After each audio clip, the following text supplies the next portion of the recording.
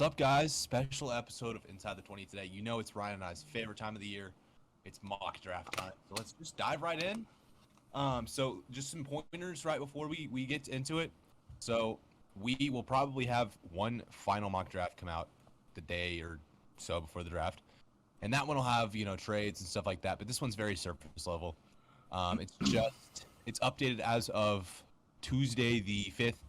And is any trades that happen after that not updated, but the Eagles and Saints trade is in here. Also, we have no trades of our own. So this is just a first round, bare bones mock draft. Who will go where, who's getting hyped up right now, who's not. Let's get right into it. So at number 1, obviously the Jaguars. This pick is kind of coming into clarity. We've seen it in the past few years besides last year. Last year was obviously Trevor Lawrence. The year before that was Joe Burrow, but I think back in 2019 when Kyler Murray was the number 1 overall pick, there was times where we thought Nick Bosa might be the number 1 pick, things like that. This year we weren't really sure, but now we are kind of figuring out that Mr. Hutchinson from Michigan, Aidan Hutchinson, is probably going to be the number 1 overall pick.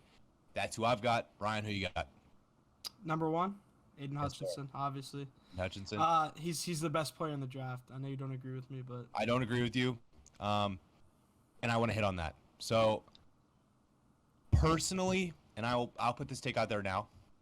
I think Kayvon Thibodeau's, in my opinion, still the best player in the draft. His work ethic and his I don't want to say overconfidence, but that's kind of what it is, and his lack of motivation at some times is kind of evident, but he's a freak, and he has all the physical tools to be a nasty and scary pass rusher in the league. Aidan Hutchinson, how much of his ceiling are we seeing is my problem with him. We're seeing a lot of it. The Jaguars on the edges already have Josh Allen. It's a good pick for them, in my opinion, but Aidan Hutchinson very technically sound. I don't want to knock on him. He's still a top 5 talent in this draft. Just how much has he been clouded by that 13.5, 14 sack season? I forget exactly what his numbers were, but how much of his success this season was purely, his senior season and motivation? I really like him, though, and he will probably most likely 99.9% go first overall. I don't know about that, actually. But What? Go first? He probably is going to go first overall. The only other person I could see going first overall is Evan Neal. Evan Neal, yeah. And that would actually make a lot of sense to me. That's who I would pick if I was Jacksonville, but just because of all the hype and the steam that he's gained, I think Hutch probably goes first overall. Okay, number 2, we got the Detroit Lions. I have a little bit of a crazy pick here. Trayvon Walker from Georgia, the edge rusher from Georgia, has been gaining a lot of steam post-combine just because of his insane numbers and stats that he put up at the combine. Statistically, numbers don't pop out all that much. I'm gonna close my blinds. But the physical tools are there, and the Lions are definitely in need of an edge rusher after cutting Trey Flowers. So Trayvon Walker would be a great pick for them. And because Thibodeau's kind of played himself out of that top 5, at least I think Walker's the guy here. Very controversial pick, though, and I could definitely see the Lions bartering to trade down.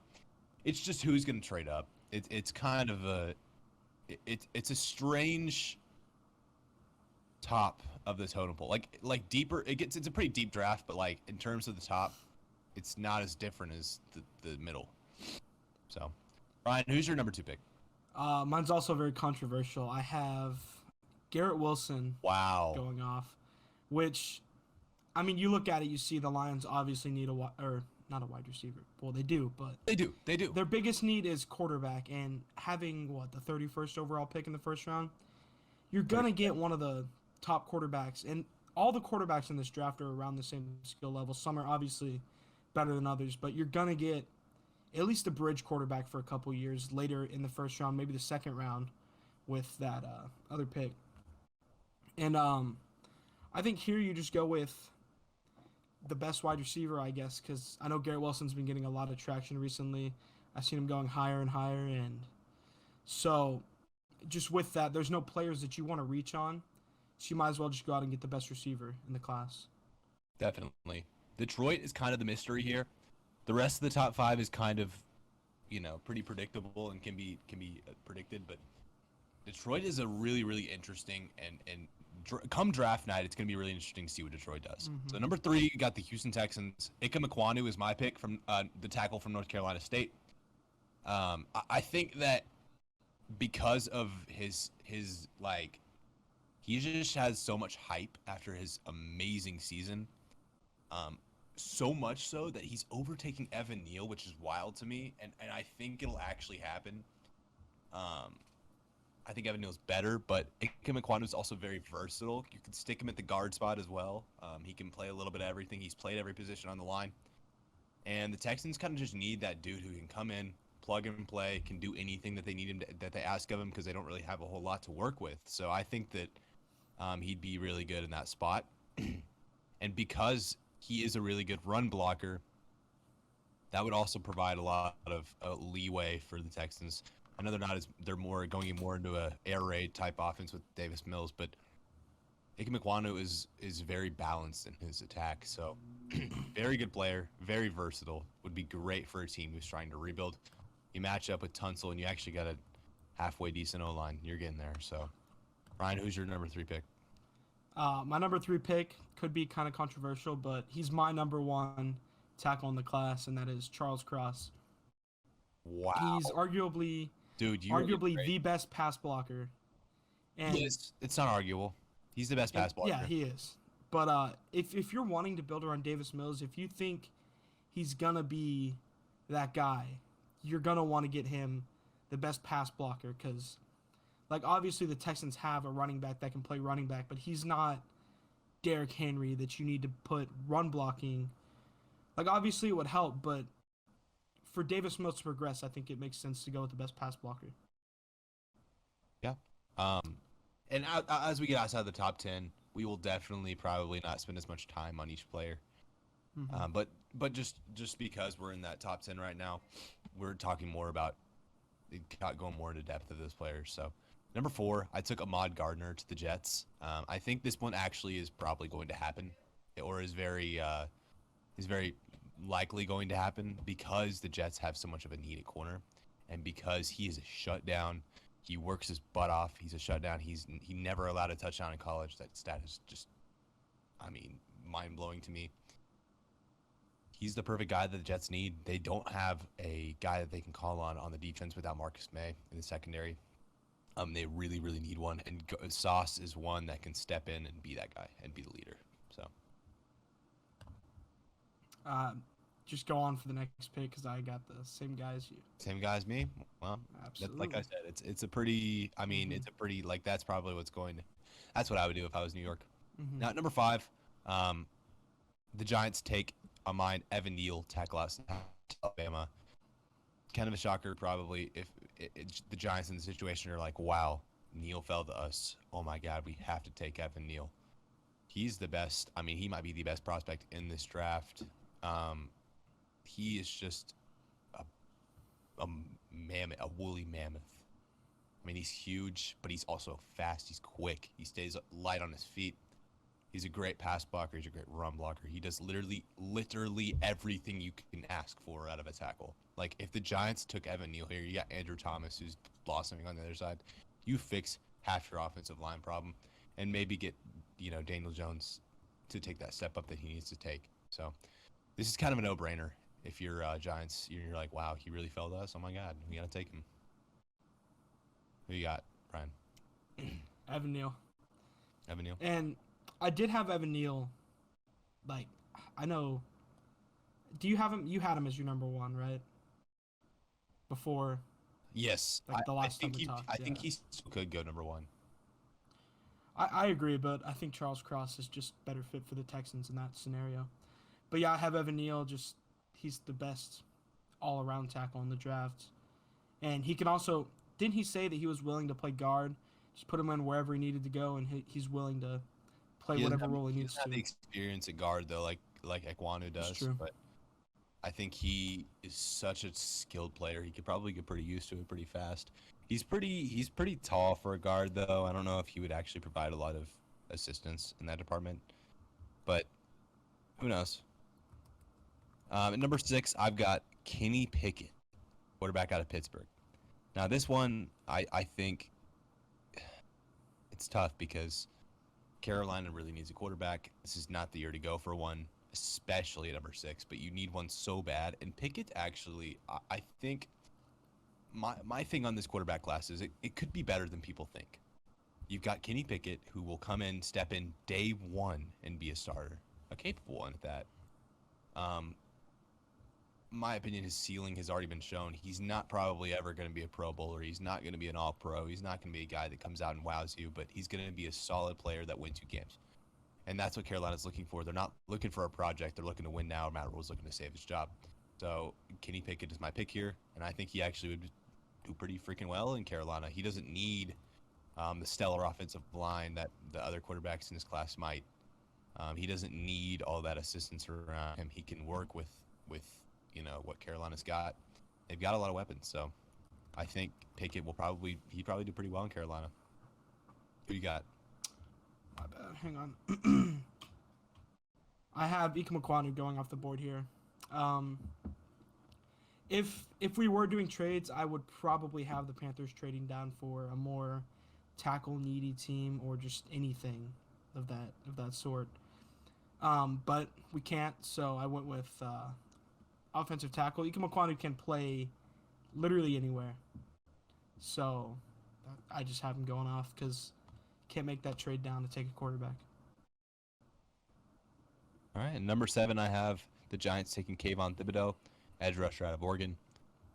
To me, Kayvon Thibodeau is, like I said, the best player in the draft. I think he has the most potential. I think he has the highest ceiling. And I think the Giants are, again, like, wow, he really fell to us in this situation. And it's really a no-brainer. I mean, he's got all the physical tools. He's got a high ceiling. He's just got to, adjust to the NFL life. He might need a kick in the rear, which I think the NFL is that. But I just feel like he can be very successful on a team where edge rusher is a need. And, he'd fit the scheme. So they bring up their linebackers. I think he'd really thrive there. I got the same as you. Awesome. All right, number 8, I've got the Atlanta Falcons taking Garrett Wilson, receiver out of Ohio State. Now, Ryan, you had Garrett Wilson going a lot earlier. I think that could be justified. I really think he's the best receiver in the draft by a mile. He's really, really solid. Really solid, over-the-top route guy. Really fast, blazing speed. Great route runner. Just what Atlanta needs after Calvin Ridley gets suspended. And, frankly, they'll probably trade him after he comes back. And Garrett Wilson is a great replacement. You could take Drake London, who has shades of Julio Jones, but honestly, Garrett Wilson is you can't really pass on him, especially when you need a receiver that bad. Now, a quarterback could also be in play, but looks like they want to roll with Mariota this year, and they maybe think they can grab a Desmond Ridder or a Sam Howell in the second round. So, in my mock, they go with Garrett Wilson here. And I have Derek Stingley going off the board here. At 8, right? I'm not tripping. No, yeah, 8. Derek Stingley, corner. Yeah, I got Derek Stingley. LSU. Okay. LSU. At 9, Ryan, you're going to like this one. Maybe not. I don't know. Malik Willis, quarterback. Hey, I got the same thing. Really? Got the same thing. So we were on the same level. Now, I'm going to make a little bit of a bold prediction here. Malik Willis gives me Russell Wilson vibes. He really, really does. I'll tell you why. He's got a huge arm. Not terribly accurate, but that can be worked on. Always looking to go downfield, right? That's Seattle's scheme, right? Is always looking for the guy downfield.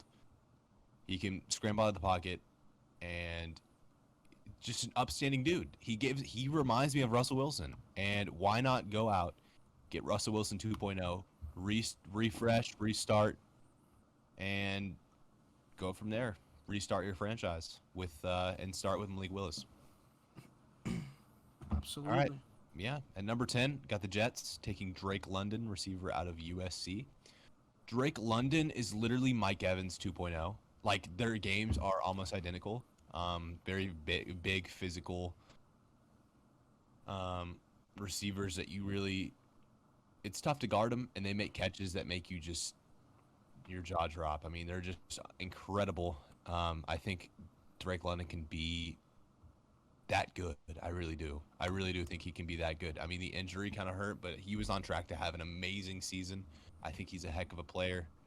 And I think the Jets are in need of that guy that can. They have a lot of number twos at receiver. They have a lot of number twos. They have Elijah Moore, Salat, Corey Davis, who's a number two. Got a lot of Jamison Crowder left, but got a lot of number two guys. So you need that number one guy that you can rely, that Zach Wilson can rely on, and then you still got Elijah Moore who he can hit in the deep field. So who do you got at 10?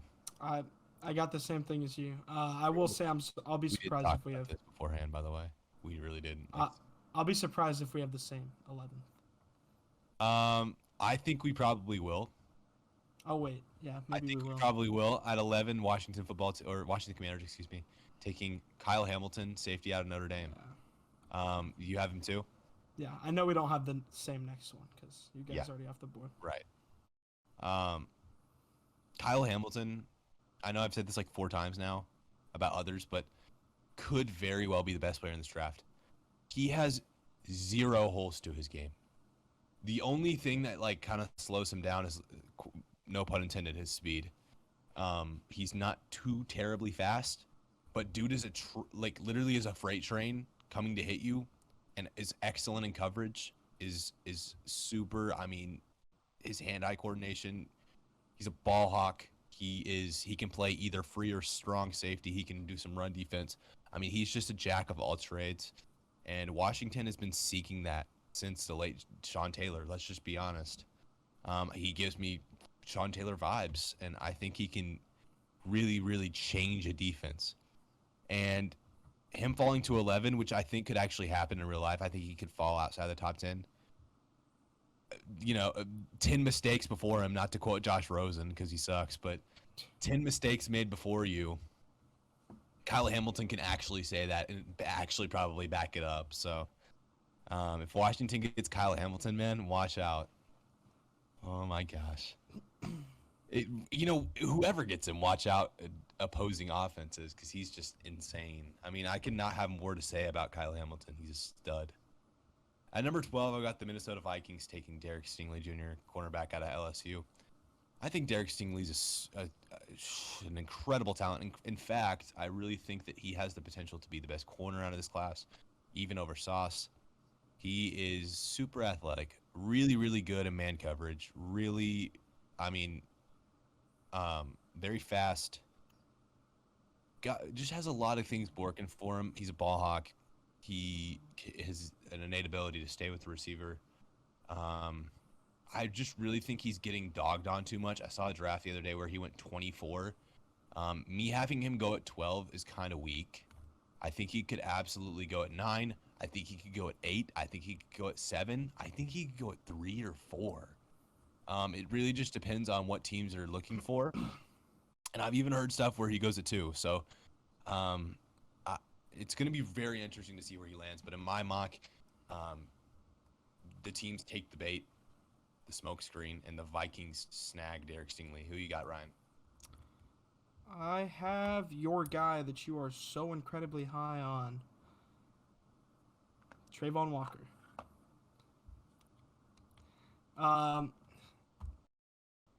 They need edge rushers. He's over Karlaftis. Daniil Hunter's still there, though, and they just got Zadarius Smith. But yeah, you can't really pass up on a talent like Trayvon Walker. I saw a report saying the top 6 teams are meeting with Trayvon Walker, so it's really going to be a shock to me. It's going to be a shock to me if he falls out of the top 5. I think he's got all the intangibles, like I was saying earlier, but I don't think he's proven enough to be a top 5 pick. He's a project player, obviously, but are you really going to take a project player who's proven nothing in the top 5? If you're Minnesota and you've got 2 guys lined up in front of him, that actually makes a whole lot of sense. If you're Detroit and you have a lot of patience, it makes a lot of sense. Mm-hmm. I think so. Okay, at 13, I've got the Houston Texans out of a trade from Cleveland, Deshaun Watson.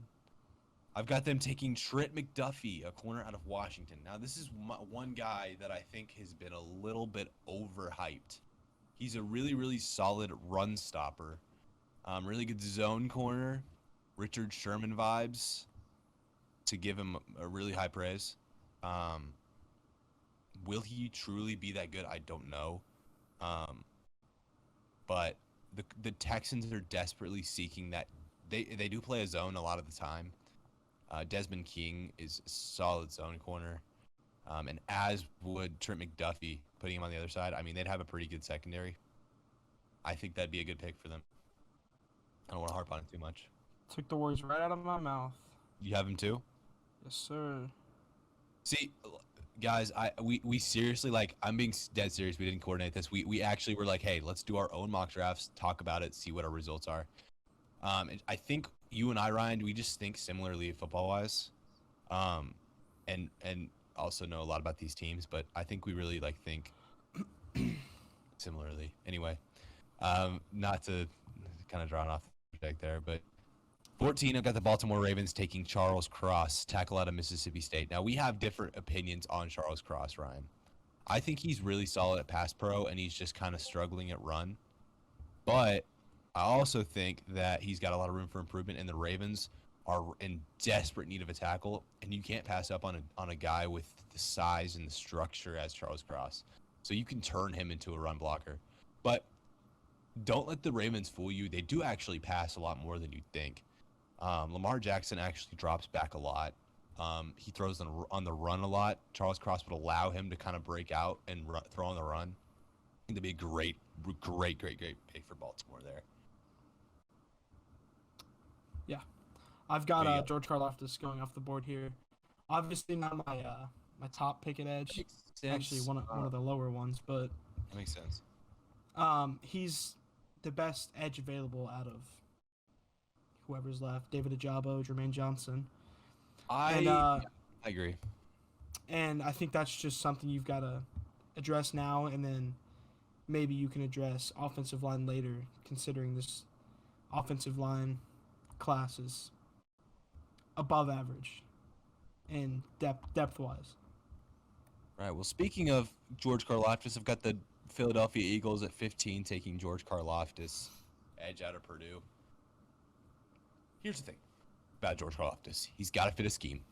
He's a big guy, a little overhyped. Got to fit a scheme, and I think this is the scheme that he fits. Pretty blitz heavy, or not blitz heavy. Sorry, I'm thinking. I'm not thinking. They don't. They're very blitz. They rarely blitz, I should say. Don't know why they signed Hassan Reddick. Maybe they're trying to blitz heavy. And if they were, George Karlaftis would not really be the guy here. But he's a guy who, big, physical, can get to the quarterback when you're not necessarily all-out blitzing.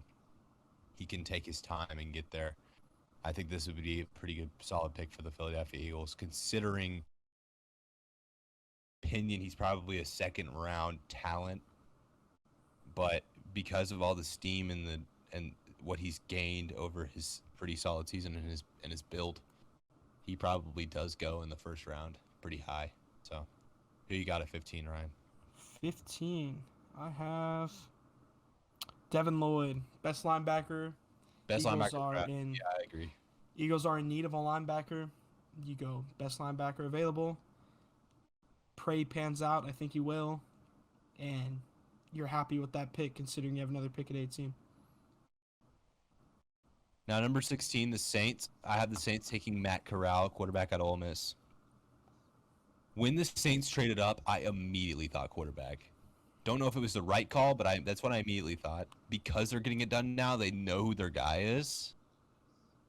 And Matt Corral, pretty much confirmed will probably fall out of the top 15. So I think this is a good pick for them there. Matt Corral, in terms of fit, big arm, pretty mobile, not a big guy, but that's okay because the Saints have really good pass protection. So he would be in a good position to succeed. he could sit behind Jameis for a year and come in next year. It would work. I think it would be a good fit. You got a 16, Ryan. So here's the problem that I have with what you said. I think the teams that pick at 17 and 18, obviously they're not gonna pick a quarterback. You've got Justin Herbert, and I don't know, maybe the Eagles will shock us, but they've already picked a linebacker, so I don't think they'll go quarterback with the 18th pick.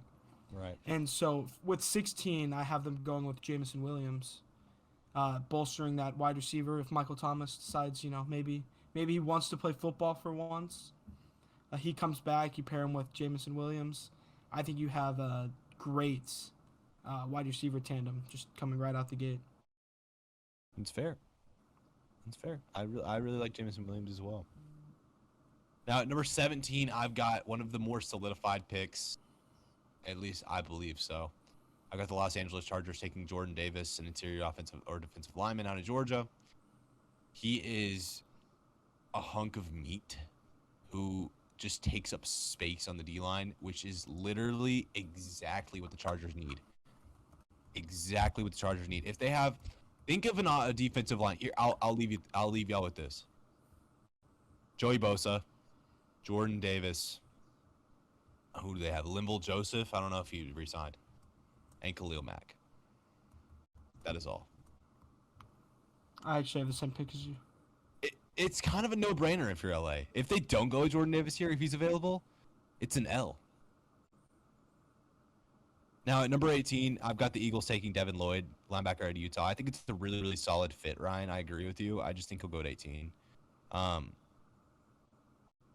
Devin Lloyd, if you've watched him play, really has not a flaw in his game. He's a really, really solid cover ball hawking linebacker who can also really support on the run.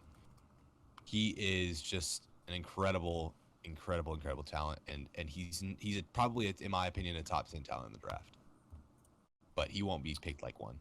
So. Oh no. Who you got at 18? I screwed my draft up. I made the wrong pick. It's fine. You want to pick? I don't know because I put Devontae Wyatt, but now I'm thinking Nakobe Dean. But I'm gonna go with Devontae Wyatt. Hang on. Yeah, I'm gonna go with Devontae Wyatt. Because I think it's a little bit of a reach going for Nakobe Dean. Yeah. I have him going soon, but I think it's a little bit too much of a reach for them to go for him at 18. Devontae Wyatt, the other defensive lineman out of Georgia, I really like him. I think that he is really solid at getting the quarterback. They had like the best. They were like the best Batman and Robin out there.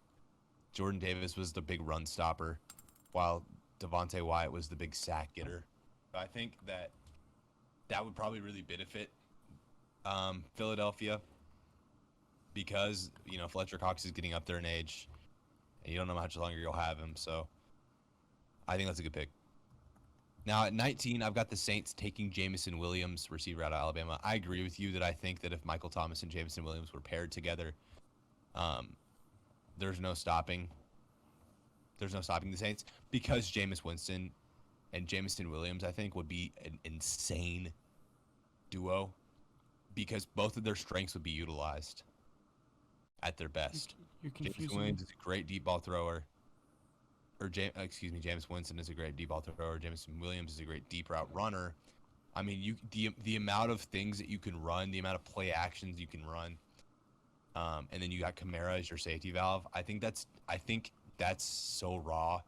And then you got Matt Corral coming in. I just think that's like you're setting yourself up for the future to have an electric offense. You just gotta make it happen if you're New Orleans. Who you got at 19, Ryan? It's actually kind of funny because we actually flipped our picks. Do you have Corral going at 19? I do have Corral going at 19. Interesting. So we were thinking the same thing, just different values. I'd be afraid that if Jameson doesn't go off at 16, that the Chargers might take a shot at him. That'd be interesting. Or the Eagles. Yeah, for sure. All right, at 20, I've got the Steelers taking Tyler Linderbaum, center out of Iowa. This man is so disrespected right now because of his short arms. Small. This guy is a top 5 player in the draft. It's not always the pretty pick. It's the pick that's going to work. If you get Tyler Linderbaum on that offensive line with James Daniels, Dan Moore, who's a blossoming tackle, you've fixed 90% of your O-line problems in like 1 year. And you got Trubisky. And you can trade up later on for a quarterback. You can get Desmond Ridder. You can get Sam Howell at the end of the first or the beginning of the second. You can get both those guys. You have a lot of lenience. Or you can wait till next year and roll with Trubisky. Taking someone at 20 or trading up, you sell your freedom and your offensive line still as a whole. I really like this pick for the Steelers. I also went. I didn't go with Tyler Linderbaum, but I did go on the offensive line with Trevor Penning. I like that pick too. Sorry, I had to pull it up because I'm about to have to redo it because I made a wrong selection. I like that pick too. Trevor Penning out of Northern Iowa. Big body. He actually goes in a few picks for me. He'd be a great pick there. I just think the Steelers have more of a need in the interior. All right, at number 21, I've got the Patriots taking Chris Olave, receiver out of Ohio State. Chris Olave, at one time, in my opinion, was the best receiver in this draft. He obviously has lost that title to guys like Drake London, to guys like Garrett Wilson. But he's still very disrespected in regards of where he's going to go. He's still a solid deep threat. Great route runner. Very methodical. Great football player. And I think the Patriots are literally looking for that guy, a very methodical receiver that they can rely on. Because if you look at the receivers that they have, a lot of teams have this problem where they just have a bunch of receiver twos. They don't have any like solid number ones, you know? And I feel like that's the Patriots' like number one problem. You have Nelson Aguilar. Great, he's a good number 2. You have Kendrick Bourne. Great, he's a good number 3. You have Jacoby Myers. Great, he's a good number 2. Like, I'm not going to come out here and say any of those guys are number 1 receiver because they're not. And in order to progress and become a better team, you absolutely need a receiver 1, and Chris Olave can step in and be that automatically.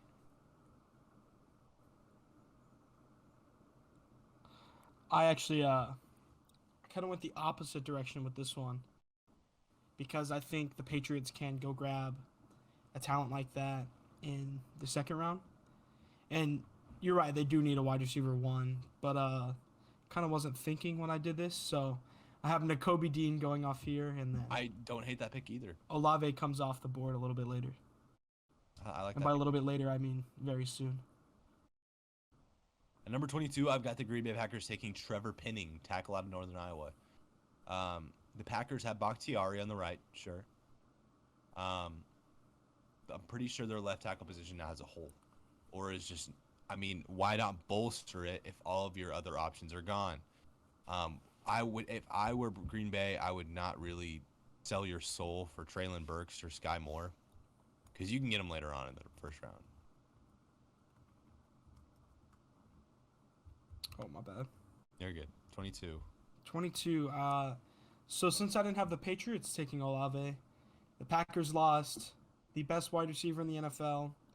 You've got to go out and at least try to patch even just the smallest amount of that wound of getting rid of Devontae. And Olave may be that guy. Olave may be... He's not going to be as good as Devontae, but he's going to help fill the role for a long time. For sure. I think that's a good pick. Number 23, I've got the Cardinals taking Devontae Wyatt, defensive lineman, out of Georgia. Devontae Wyatt, like I said, is a sack getter. They're kind of in need of that on the defensive line. They're in need of a guy who can go get them sacks, especially after losing Chandler Jones and J.J. Watt having his injury and being old. So that's a good pickup for them, I think. Okay, this is where I screwed up because I picked the wrong person. 23, right? Cardinals? Yep. I accidentally picked the wrong person, didn't realize it. So I actually have them going with, I'm going to pronounce this so wrong, Bernard Ramin. Bernard Raymond. I Raymond. have him going. I've actually have him going at 24. Bernard Raymond out of a tackle out of Central Michigan. He's gained a lot of steam considering he's from Central Michigan. I really liked Bernard Raymond, and he's getting a lot of hype. I think he's getting overhyped, but I think he's a really solid prospect, and he can also play guard. And the Cowboys need, especially after losing Connor Williams and Lyle Collins, you need a new tackle to step in. Terrence Steele's okay, but you need a new tackle to step in. Tyron Smith's hurt a lot, so you need that guy that can rotate in. And I had Tyler Linderbaum going off the board here. I think he's obviously top 5 talent in the draft. Cowboys can use that. That's all there is to it. Cowboys need anything they can get, and if that means taking a center, gotta go for it. At number 25, I've got the Bills taking Zion Johnson, a guard out of Boston College. I think this guy's not getting talked about enough. I think he's probably the second best guard in the draft. After obviously, if you count Aidan McQuan, who is a guard. If not though, he's the best guard in the draft. He is a really solid player, very versatile. Can also play tackle. Just all around really solid. Bills need him. Bills got Roger Saffold, but he's old and needs some help in the interior. So I think it's a good pick for them. And I have them taking Andrew Booth Jr. I think this could be a little bit of a surprise pick. I don't know. Do you have Booth going in the first round? Yeah. Okay. I just think it'll help them bolster what they have. And he's not a bad corner, but you look at him and you see, wow, he's corner 5 in this draft. And he's still going in the first round. I think that he's a solid player. Like, definitely worthy of going in the first round. But I think people often look at, he's the 5th corner in the draft. He doesn't get talked about enough. He might slide, but I think this is a home run pick for the Bills. Right. I agree. Number 26, I've got the Titans taking Kobe Dean. I think they need some linebacker help. Linebacker out of Georgia fits that role nicely. He's a really solid player. And I have, so this one's a little bit funny. I was thinking about this. Treylon Burks is my 26th pick. He's A.J. Brown 2.0. So Yes. you have A.J. Brown on this side. You have A.J. Brown on this side. And they do the exact same thing, and you can't cover them both. Nope. You're right. Number 27. That's all there is to it. I agree. Gotcha. No, you're good. No worries. Number 27, I've got Jermaine Johnson to the Bucks, edge from Florida State. I think we forget that Jason Pierre-Paul and Ndamukong Suh are both out this season. On their way out, I mean. So I think they needed to have a rotating edge rusher. Jermaine Johnson's gained a lot of steam.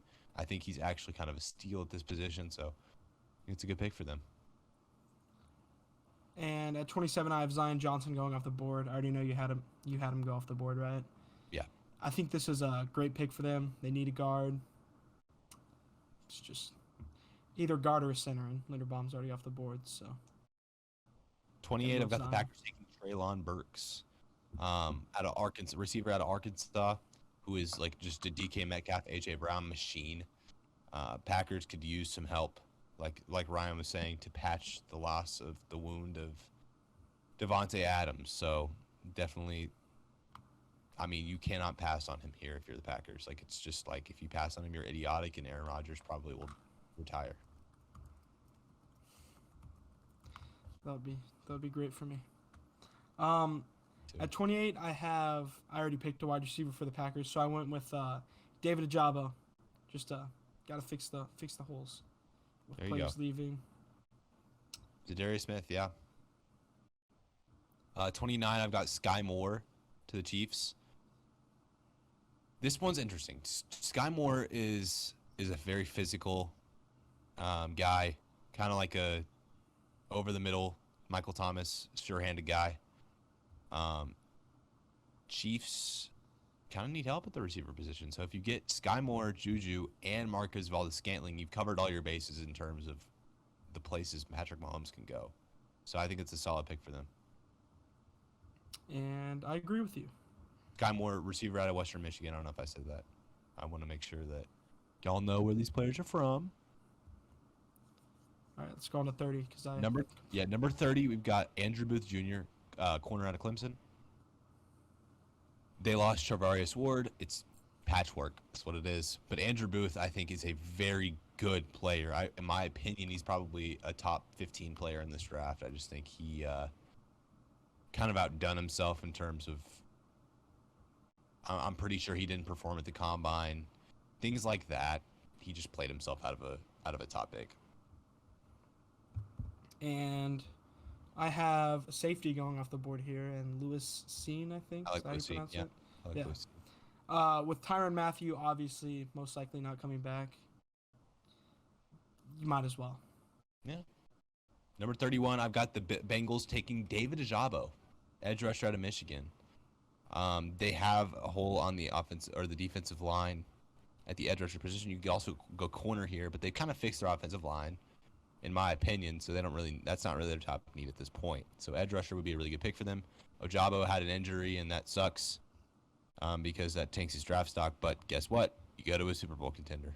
So. And I also have an edge rusher, but I have Boye Mafe over Jermaine Johnson here, and Boye Mafe is going to the Bengals at 31. All right. Finally, at 32, I've got the Detroit Lions. This is an interesting one, taking Sam Howell, quarterback out of North Carolina. Exact same thing. Wow, really?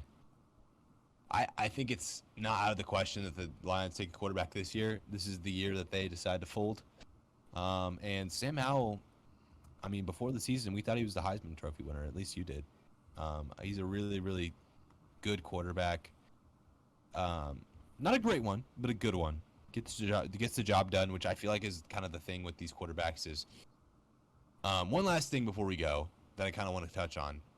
We both had Sam Howell, quarterback out of North Carolina. So we're done with the mock draft. But one last thing about this quarterback class, okay?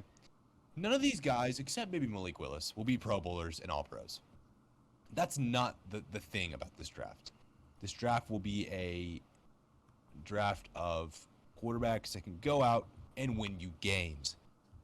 There are going to be drafts where there's not always Pro Bowl, All-Pro, Aaron Rodgers, Tom Brady's, right? There's not always going to be that. And Tom Brady was a sixth-round pick, don't forget. There's not always going to be that good of quarterbacks. In fact, when I mentioned Aaron Rodgers' draft class, not a great quarterback class, but two solid players, one Hall of Famer out of that class. Alex Smith was solid, but he wasn't a Hall of Famer, but Aaron Rodgers was good too, or Aaron Rodgers is a Hall of Famer. It doesn't always look good on the surface, but it does not mean that it's a bad one. So I really think that Kenny Pickett, Sam Howell, Matt Corral will all be really, really good quarterbacks. Malik Willis is the only one that I could see reaching the Pro Bowl, All-Pro level caliber just because of his talent. But don't count these guys out. They could come out here and really surprise you. It's just all coaching, who they go to, the team they're surrounded by. It's just all situational. And that's going to be the only time will tell how this class turns out. It's going to be really interesting, guys. I'm really excited for the draft. Can't wait. Really can't wait. We got 23 days until the draft. Super excited. In fact, I think we're going to try to do a live reaction of the first round draft. Me and Ryan, we're going to have a little draft talk show, at least for the first. We'll be in person.